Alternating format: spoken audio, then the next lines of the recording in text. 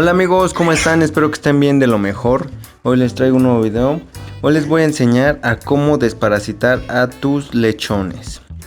Bueno, como muchos sabemos hay varias formas. Yo una de las que voy a usar es en el alimento, ¿ok?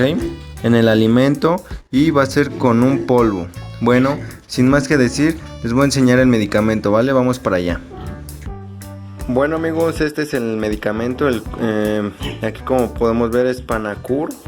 Yo lo he usado bastante, de hecho sí me ha funcionado. Igual es para gallinas, es para cerdos y gallinas, me ha funcionado igual de las dos formas, para gallina y para cerdo. Aquí dice todo lo que tienen que saber, ok amigos. Y bueno, vamos a la parte trasera. Aquí como ven, indicaciones: desparasitante eficaz contra larvas, adultos y huevecillos de lombrices, ok. Y no solo es para heces gastrointestinales, pulmonares y renales, o sea que sirve para varias funciones esta cosita.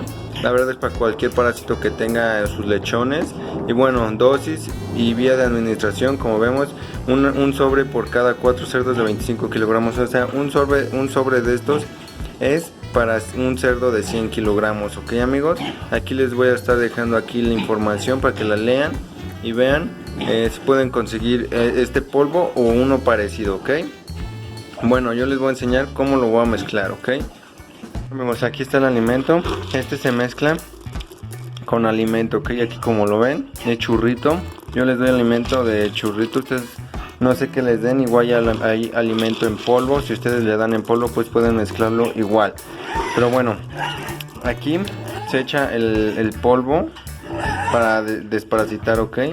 Ya sea en su alimento de crecimiento, desarrollo, etcétera, ¿no? O lo que le den de comer a sus lechones.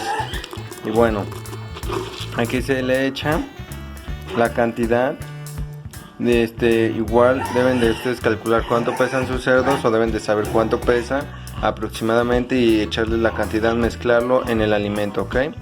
Y simplemente van y le echan el alimento en su bueno, de igual forma deben de darles bastante agua, que no les falte, porque es muy importante, ok.